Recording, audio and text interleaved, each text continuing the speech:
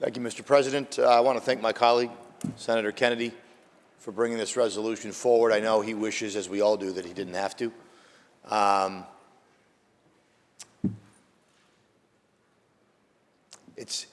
You think about how many fires and how many emergencies that the men and women who serve our communities as firefighters, whether they be volunteer or career, and most of the time, thankfully, because of their training, because of resources that we provide, that localities provide, they come out of there. They come out of those emergencies unscathed. They come out of those emergencies and they return home to their family or families. I think about all the times we recognize this individual served 30 years in the fire service. You think about how many calls that was and how many harrowing situations that was, and they returned home.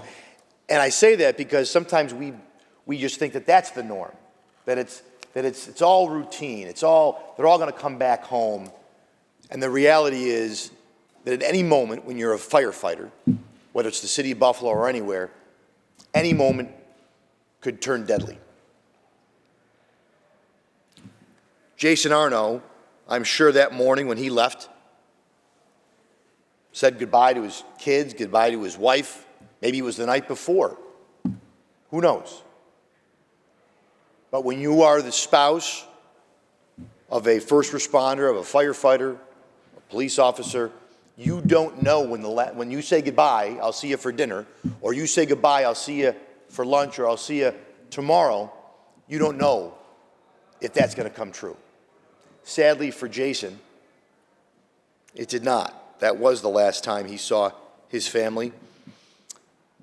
And it's maybe ironic, he was responding to a fire at a costume shop.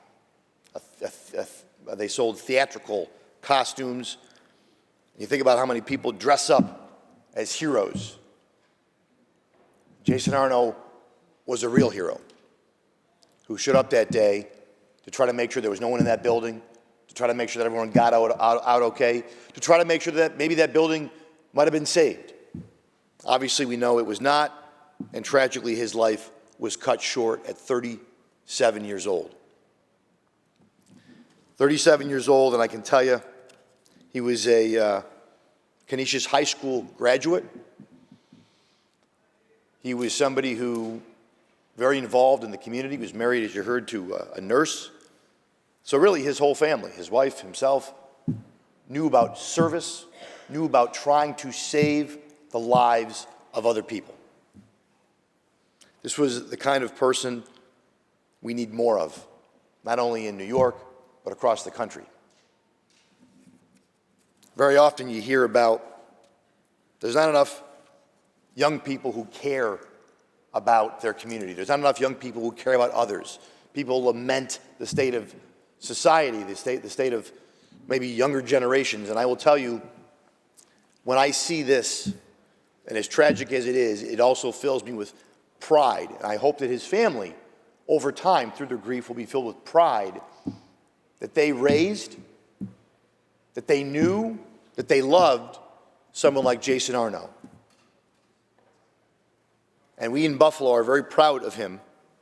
We wish he was still here, but we're very proud of him across Western New York and all across New York State. We should be very proud of him, that there are others like him, that there are other people like Jason Arno every single day, even today, right now, who are lined up to run into a building full of flames that could explode, and in this case, did explode.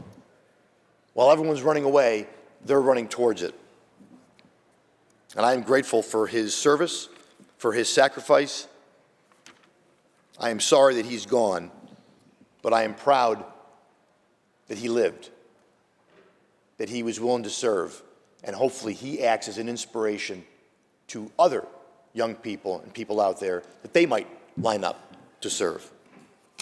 So I want to pray that God blesses Jason, his family, all of our men and women in the fire service.